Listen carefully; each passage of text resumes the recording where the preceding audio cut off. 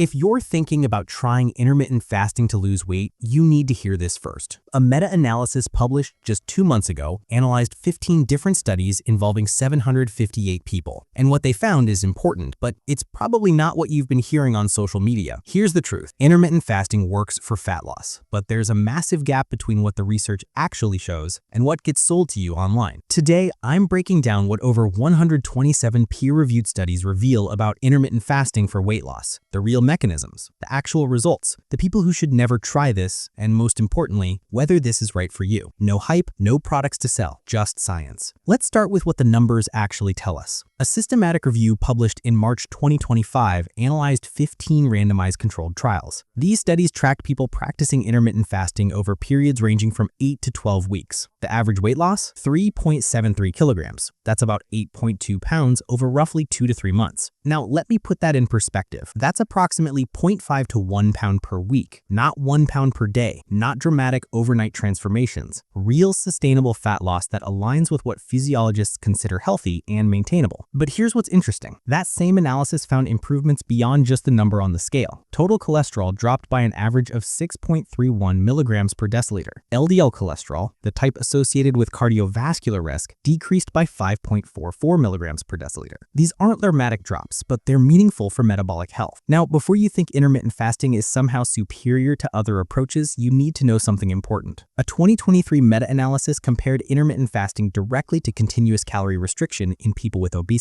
The finding? Intermittent fasting was not associated with significantly greater weight loss than just eating less throughout the day. Let me repeat that. When researchers control for total calorie intake, intermittent fasting doesn't produce more weight loss than traditional caloric restriction. So why does it work at all? 2 reasons. First, for many people, it's simply easier to stick to. Eating within a specific time window can be more straightforward than counting every calorie at every meal. If adherence goes up, results follow. Second, and this is where it gets scientifically interesting, intermittent fasting does create specific metabolic changes that go beyond just eating less. A 2025 umbrella review, that's a review of multiple meta-analyses representing hundreds of studies, found high-quality evidence for specific metabolic improvements. Fasting insulin levels decreased significantly. Glycosylated hemoglobin, which reflects your average blood sugar over 3 months, also dropped. These markers indicate improved insulin sensitivity. Another study focusing specifically on overweight and obese women found that time-restricted eating reduced fasting insulin by 2.120 mu per ml. That might not sound like much, but improved insulin sensitivity is one of the most important factors for long-term metabolic health. Here's why this matters. Insulin sensitivity affects far more than just your weight. It influences your risk for type 2 diabetes, cardiovascular disease, fatty liver, and even certain cancers. When your cells respond better to insulin, your entire metabolic system functions more efficiently. So intermittent fasting isn't magic for weight loss, but it does appear to offer genuine metabolic benefits for people who can practice it safely. Which brings me to the mechanism. How does this actually work in your body? Think of your metabolism like a hybrid car with 2 fuel tanks. One runs on readily available energy, blood sugar and stored glycogen. The other runs on stored fat. Most of the time, your body prefers that first tank because it's easier to access. When you eat regularly throughout the day, you're constantly refilling that first tank. Your insulin levels stay elevated, signaling your cells to store energy rather than burn it. This isn't bad, it's normal, but it means you rarely tap into that second fuel tank. Here's what happens when you fast. Based on your physical activity levels, a 12 to 24-hour fast reduces blood glucose by approximately 20% or more. Your liver's glycogen stores, that readily available energy, become depleted. Once glycogen runs out, your liver begins transforming free fatty acids from your fat stores into ketone bodies. These ketones become an alternative energy source, particularly for your brain. This transition is sometimes called the metabolic switch. But here's what's important to understand. This isn't an instant flip. It's a gradual shift that typically begins somewhere between 12 and 16 hours of fasting, depending on factors like your activity level, metabolic health, and even what you ate before fasting. The insulin connection. During this fasting period, something else critical happens. Your insulin levels drop significantly. Insulin is essentially your body's storage hormone. When insulin is elevated, which happens after you eat, your cells are in storage mode. They take in glucose, store excess energy, and don't readily release fat. When insulin drops during fasting, your cells shift into a different mode. They can now access stored fat for energy. This isn't about willpower or boosting your metabolism. It's basic physiology. Low insulin levels allow your body to use fat as fuel. But there's another mechanism at work here that often gets oversimplified in health content: cellular cleanup.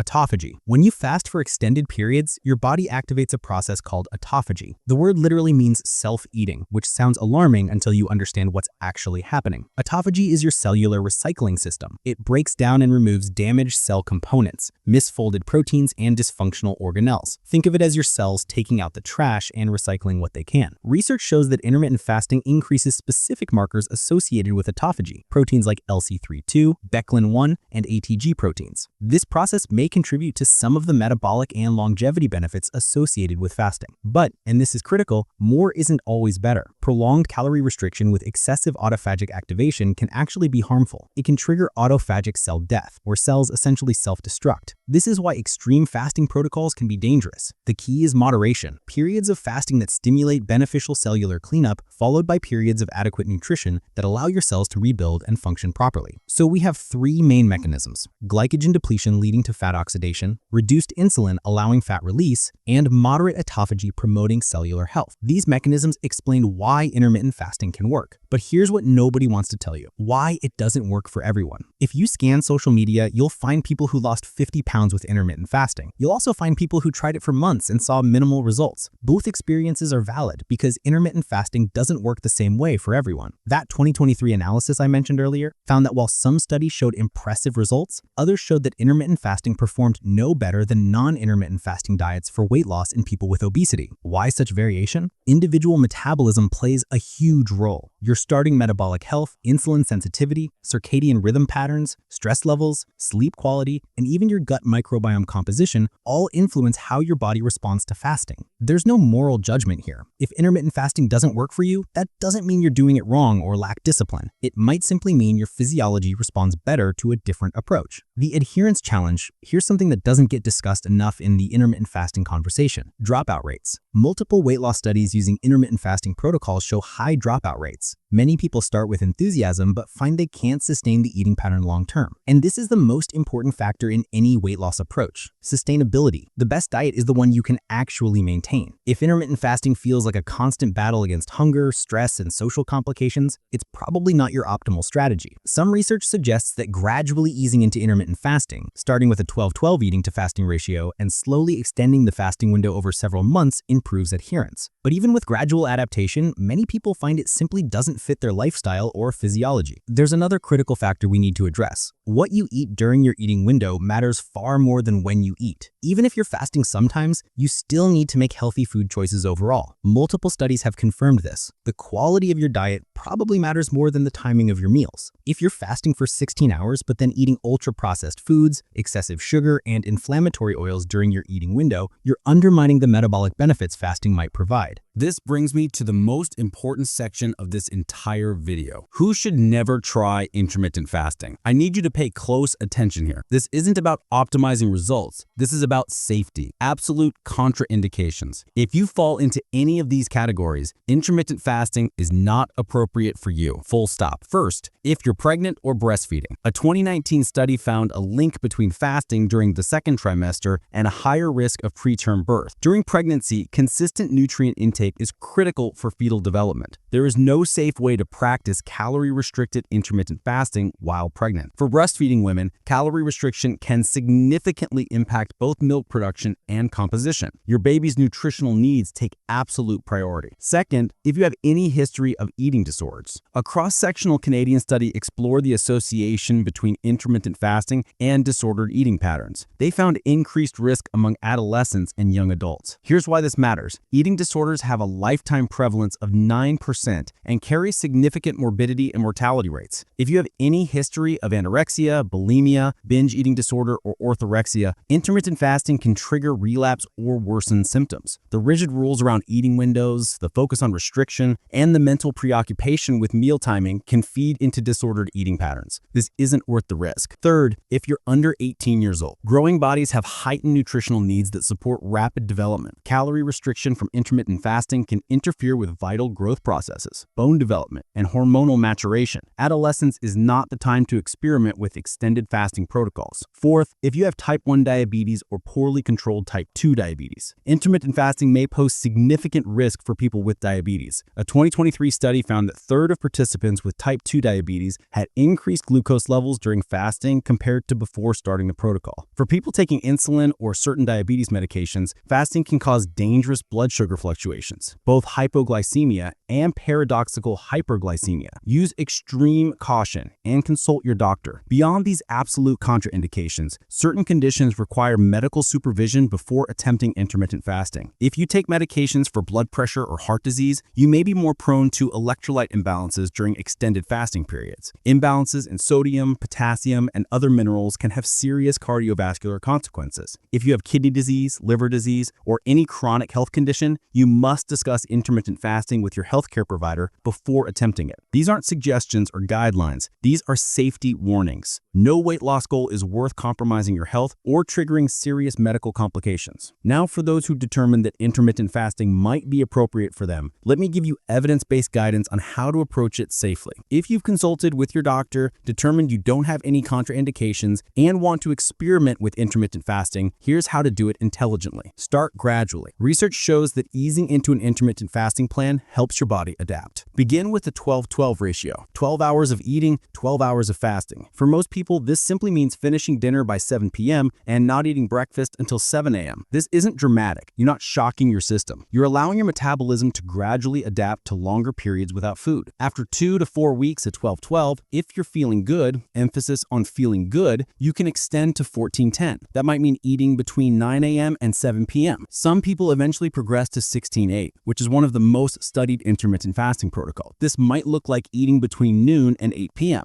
Notice what I didn't say. I didn't recommend jumping straight to 18-6, 24, or OMAD, 1 meal a day. More extreme protocols carry higher risks and aren't supported by stronger evidence for better results. What you eat matters more than when you eat. This can't be overstated. The quality of food you eat during your eating window is more important than the timing of that window. Focus on whole, minimally processed foods. Prioritize protein to maintain muscle mass. Aim for at least 0.7 to 1 grams per pound of body weight distributed across your meals. Include plenty of vegetables for fiber, vitamins, and minerals. Add healthy fats from sources like olive oil, avocados, nuts, and fatty fish. If you're fasting but then eating processed foods, sugar, and inflammatory oils during your eating window, you're not doing your metabolism any favors. Your body will tell you if intermittent fasting isn't working for you. Pay attention. Persistent headaches, ongoing fatigue that doesn't improve after the initial adaptation period, and intense hunger that disrupts your daily function, these are signs that intermittent fasting may not be suitable for you. Here's something else to watch for: changes in your relationship with food. If you notice obsessive thoughts about eating, increased anxiety around meal timing, or urges to binge during your eating window, these are red flags. Research shows that fasting can boost cortisol, your stress hormone. For some people, this leads to even more intense food cravings. Overeating and binge eating are two documented side effects of intermittent fasting protocols. If you experience persistent fatigue, mood disturbances, disrupted sleep, menstrual irregularities in women, or any signs of disordered eating patterns, stop, reassess. Consider whether intermittent fasting is truly serving your overall health. There is no shame in determining that a particular approach doesn't work for your body or lifestyle. Health is multifaceted, and weight loss is just one component. Intermittent fasting works for weight loss. The research is clear on that, but it works at a rate of about 0.5 to 1 pounds per week, similar to traditional calorie restriction. It's not magic. It's not dramatically superior to other evidence-based approaches. For many people, it's simply an easier framework to follow than constant calorie counting. Beyond weight loss, intermittent fasting does appear to offer metabolic benefits: improved insulin sensitivity, better lipid profiles, and activation of cellular cleanup processes. These benefits matter for long-term health, independent of the number on your scale. But individual variation is enormous. What works brilliantly for one person may be completely unsustainable or even counterproductive for another. And that's okay. That's human biology. Safety has to come first. Certain groups should never practice intermittent fasting: pregnant and breastfeeding women, people with eating disorder histories, children and adolescents, and people with certain medical conditions. These aren't suggestions or guidelines. These are absolute requirements. For those who can safely practice it, start gradually, prioritize food quality over timing, and pay attention to your body's signals. If it's not working for you, if you feel worse, not better, that's valuable information. Listen to it. Here's my final thought. Intermittent fasting is a tool. It's one approach among among many evidence-based strategies for improving metabolic health and managing weight loss. It's not morally superior to eating throughout the day. It's not the one true path to health. It's simply an eating pattern that works well for some people and poorly for others. The best diet is always the one you can maintain long-term while adequately nourishing your body. If that's intermittent fasting for you, excellent. If it's a balanced approach spread across the day, also excellent. If it's something else entirely, equally valid. Make informed decisions based on real science, not social media hype. Prioritize your overall well-being over any single metric. And remember that sustainable health is built through consistent, moderate practices, not extreme protocols. If intermittent fasting aligns with your lifestyle, helps you feel better, and improves your metabolic markers without compromising your relationship with food or your mental health, then it might be a valuable tool for you.